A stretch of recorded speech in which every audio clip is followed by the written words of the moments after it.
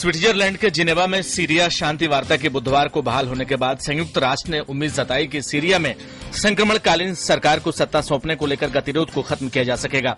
सीरियाई राष्ट्रपति बशर अल असद के शासन और विपक्षी नेशनल कॉलिशन के प्रतिनिधियों के चौथे दिन की बातचीत बुधवार को स्थानीय समयानुसार सुबह 11 बजे शुरू हुई। दोनों पक्षों को किसी नतीजे तक पहुंचने के लिए साथ बैठकर वार्ता की जा रही है। संयुक्त राष्ट्र के मध्यस्थ लखदर ब्राह्मी ने कहा है कि बातचीत जिनेवा घोषणा पत्र पर केंद्रित होगी, जिस पर साल 2012 में दुनिया के प्रमुख देशों ने सहमति जताई थी और सीरिया में संक्रमणकालीन सरकार की पैरोकारी की थी। पाकिस्तान के प्रधानमंत्री नवाज शरीफ ने बुधवार को तालिबान से समझौता वार्ता के लिए 4 सदस्यीय दल की नियुक्ति की घोषणा की।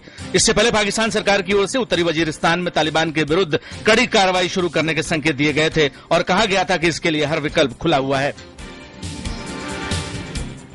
थाईलैंड की सरकार ने आगामी 2 फरवरी को होने वाले मध्यावधि चुनाव को स्थगित करने के चुनाव आयोग के प्रस्ताव को खारिज कर दिया है, तो दूसरी ओर प्रदर्शनकारी कार्यवाहक प्रधानमंत्री यंगलक शिनावात्रा के इस्तीफे की मांग को लेकर डटे हुए हैं।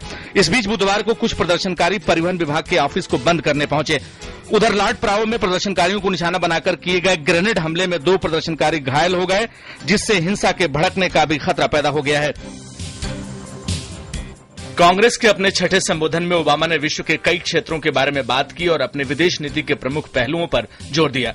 ओबामा ने संसद के दोनों सदनों के वार्षिक संयुक्त संबोधन में कहा, हम एशिया प्रशांत पर ध्यान केंद्रित करना जारी रखेंगे, जहां हम अपने सहयोगियों को समर्थन देते हैं।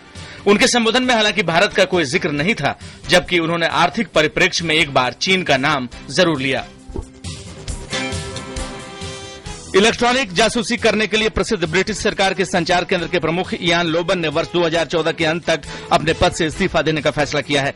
गौरतलब है कि अमेरिका के एक पूर्व खुफिया अधिकारी एडवर्ड स्नोडेन द्वारा उपलब्ध करवाए गए गुप्त दस्तावेजों से इस बात का खुलासा हुआ था कि ब्रिटिश सरकार का संचार केंद्र देश के नागरिकों पर नजर रख रहा था और वो इस काम में अमेरिकी राष्ट्रीय सुरक्षा एजेंसी NSA के साथ सहयोग भी कर रहा था, जिसके बाद लोगों ने खुफिया सुरक्षा सेवाओं की गतिविधियों पर नियंत्रण कसने की मांग उठाई थी।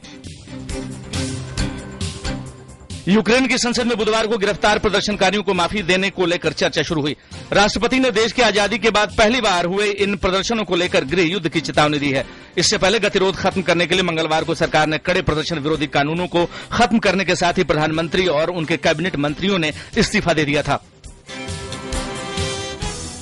नॉर्वे के एक पूर्व मंत्री ने अमेरिका के पूर्व खुफिया अधिकारी एडवर्ड स्नोडेन को नोबेल पुरस्कार के लिए नामित किया है। उन्होंने नॉर्वे नोबेल पुरस्कार अकादमी को एक पत्र लिखकर इसकी अनुशंसा की है।